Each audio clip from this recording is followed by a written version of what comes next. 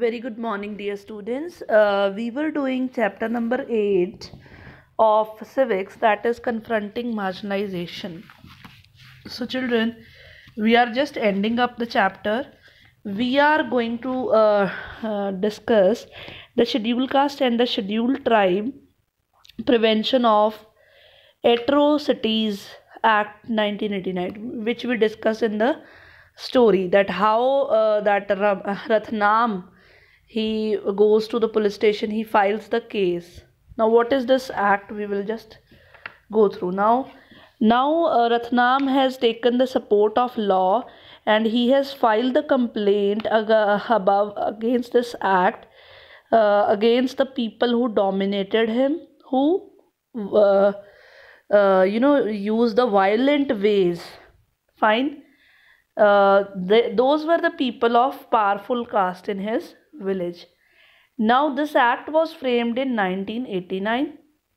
And why it was framed? Because the people were demanding for this. The Dalits were demanding for this act to be framed. Fine. And even the government, others, that the governments, they told that the government must take seriously this ill treatment. The Dalits and the other people, the marginalized people, they were, ill treated by the people, and they said, they told the government to take these things very seriously, their ill treatment very seriously, their humiliation seriously, so that, fine, which they are facing every day, at every step, they are facing this humiliation. So this type of treatment, it has not stopped for a long time, and now this type of treatment had become somewhere violent in the late 1970s and 80s. So during this period, in the southern India, fine, Dalit groups, they came into being, and they asked for their rights, that please give us their, and they refused to perform so called caste duties, whatever duties they had. They refused to do such duties, and they insisted on being treated equally. They said that we should be treated equally. Fine. Then what happened? Like Rathnam, they refused to follow all the practices which were, located in the humiliation and exploitation of Dalits. Now, this resulted in more powerful caste. They started violence against them. That how can these people speak like this? Fine. In order to indicate to the government that the untouchability is still practiced in a more bad manner, these Dalit group, they demanded new laws. They asked for new laws, and they said that we want a list of various sorts of violence against Dalits, and we want punishment for those who are doing such things. Fine. So if you talk about, likewise, throughout the 1970s and 80s, these Adivasi people, they organized themselves, and they started demanded equal rights for their land and resources. Like Adivasis, they said that please, the Adivasis in the previous chapter, they said that you had to give us our land back. Fine. And we should be, returned our lands, and we should follow the same. So they were also facing the same problem, the anger of powerful social groups, and they were also facing the violence. Now, this is why this act contains a very long list of crime. There is a long list of crime. Now, some of which are too horrible. Even you cannot think about such crimes which were, being done with these people. This act does not only describe terrible crimes, but also lets people what dreadful deeds human beings are capable of. Means what sort of things a human being can do with these sort of people. In this sense, these laws were made so that the people who are doing that, they should be punished, as well as they should be influenced the way how they think and act. Means they should change their way of thinking and acting. Like the act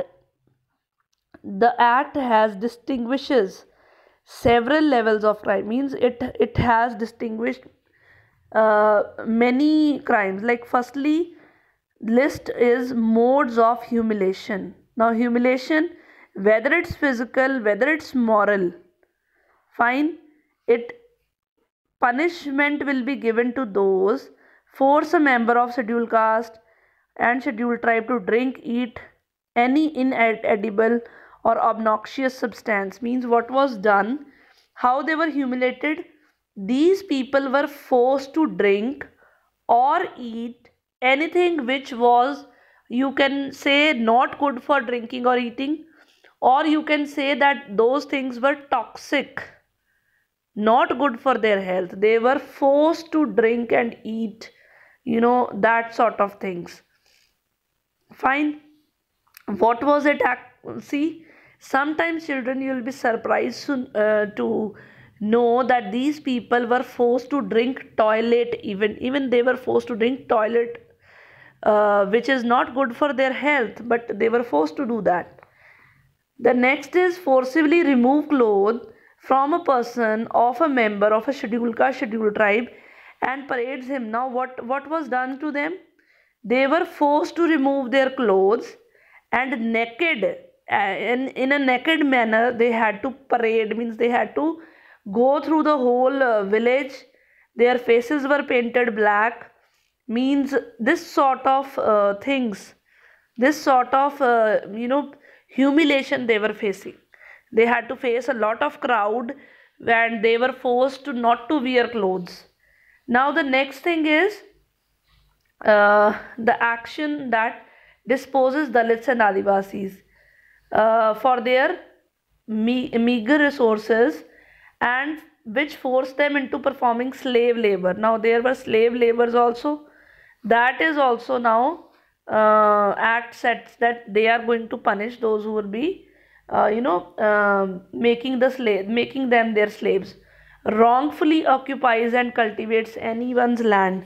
If someone is occupying anybody's land, that person will also be you know uh, punished. Fine. Any member, the land which is allotted to any member, scheduled caste, scheduled tribe, they get the allotment of land. So that land will not be even transferred. Fine. And that land cannot be occupied by anyone. The next was crime against Dalit and tribal women. Now here in this, they will be penalized who are going to assault the woman, who is going to humiliate the woman, whether it's physically, whether it's morally. Fine.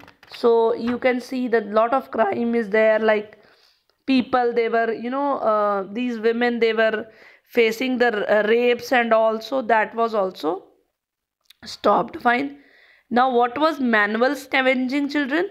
Manual scavenging, what was it? It was, see, the people of low caste, they were forced to, that time the toilets were not there. Fine. So the upper caste people, they were, you know using the toilet at home only, and the lower caste people were forced to carry that excreta, carry that waste on their head, and then they were throwing it somewhere outside. So that was manual scavenging. Now Adivasis, they were demanding demands and 1989 Act. Now we'll talk regarding Adivasis. Now, this act was also important for one more reason. The Adivasi activists, what they said, they referred to the defend of their right that occupy land that was traditionally theirs. They said that this land was traditionally ours and it has been taken away forcefully from us. So as you have read in the previous chapter, that how unwillingly they were thrown out of their places, and they were forcibly you know made to leave their land. So under this law, they said that we want our rights back. Fine. Constitution says that the land belongs to the tribal people, cannot be sold or cannot be bought by any non-tribal people. So this has happened now. The constitution should guarantee that the right of the tribal people to repossess their land. So they asked for this. Now C.K. Janu, the Adivasi activist, he pointed out that the violators of these constitution rights, they or the people are the governments, whoever is involved in all this, they should be penalized for this. Fine. So she has also noted that in cases where tribal have already been evicted and cannot go back to their land, they must be compensated. She says that if you are not giving their lands back, at least you should give them compensation for all this. That is, the government must drop plans and policies for them to live and work elsewhere, so that the government should manage for them to live somewhere else, to work somewhere else, and the government should spend large sum of money in building industrial areas and other projects. So the government should obviously spend some money in the rehabilitation of these people. So children, to conclude, we will say that the existence of right or law or even a policy on a paper, the right, the law or the policy which is written on a paper, how you will say it that it exists if it is not being implemented in reality?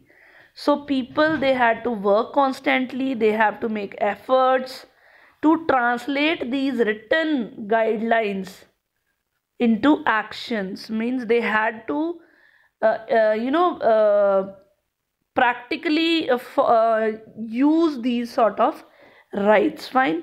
The desire for equality, dignity, respect is not new. Everybody wants this, children. So how it is existing throughout our history, we have seen. Fine. So similarly, even a democratic society, similar process of struggle, writing, negotiation, organization need should be continued. So children, this was the end of the topic. Thank you and have a nice day.